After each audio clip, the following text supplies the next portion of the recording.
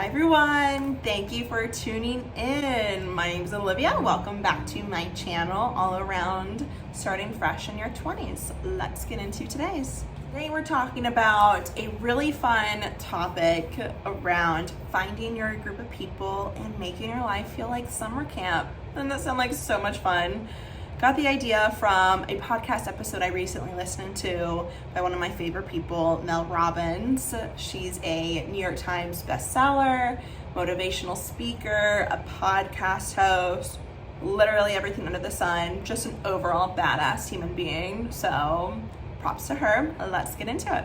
Let's talk about a couple of ideas that she had around intentionally cultivating friendships and being mindful of the relationships that you keep in your life, because it's definitely something that's been top of mind for me since being a fully functioning working adult outside of school. I have to say that I was hooked immediately. Talking so much about making your life feel like summer camp, and it's so funny because Tyler and I have been telling everyone that our new apartment just feels like summer camp right now. And if this is the first video of mine that you're watching, for some background, my boyfriend and I just moved from Chicago to Scottsdale, Arizona, where neither of us have friends or family and are starting completely fresh.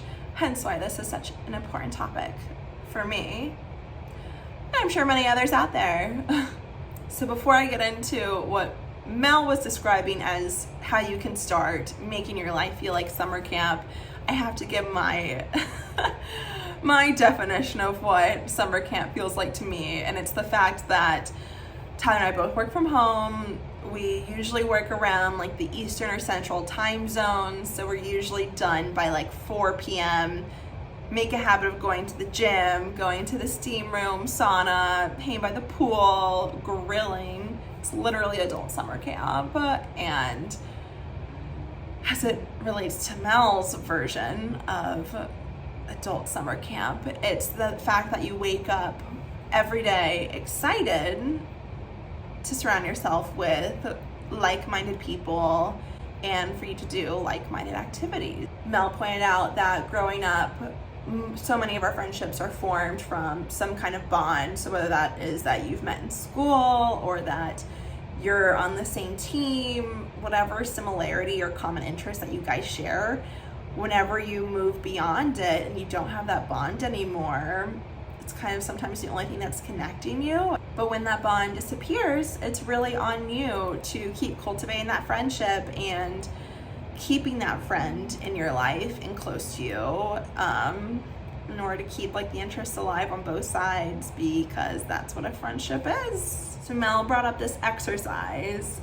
around meeting new people at a coffee shop in order to help you start forming these intentional friendships. And my mind first jumped to, okay, well, you go to a coffee shop and strike up a conversation with a stranger, and then what? But there was her background behind even choosing which coffee shop to do this at was actually very interesting. So I'm going to share some of that here. She said there are 4 different types of coffee shops in your area with 4 different kinds of purposes that people go there for. The first location being a chain. So Starbucks, Dunkin', or really any place that you can place an online order at. Being on the West Coast, I'm also obsessed with Coffee Bean. But some people go in there and are like sitting around working, but usually because it's such a transactional type of purchase, people aren't really in the mood to mingle and meet people and become friends with a girl who's just moved here from the Midwest with no one. So we'll nix that one for now. The second one being, she called it the first responder coffee shop. I guess it's the place that's been around in your area for a while that the locals frequently go to. And it may just be hard to like penetrate this crowd because they've been around for a while. Third place being just your local coffee shop. I think it's like the place that parents would hit like after dropping their kids off at school, going on the way to work. The place closest to me that reminds me of this or I feel like falls into this category. Super cute, delicious, so expensive, but delicious. But there's not much air, like not a lot of tables, not a lot of room to socialize. So I'm really just known for like their good coffee and breakfast.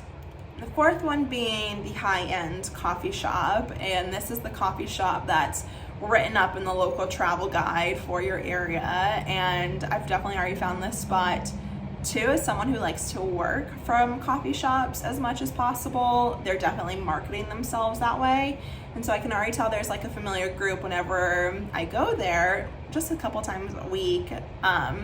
So I guess I'll try to bump that up and see what happens. How you meet people at coffee shops is a whole different issue. Mel suggested just like throwing someone a compliment, asking them like what their go-to order is, something friendly like that.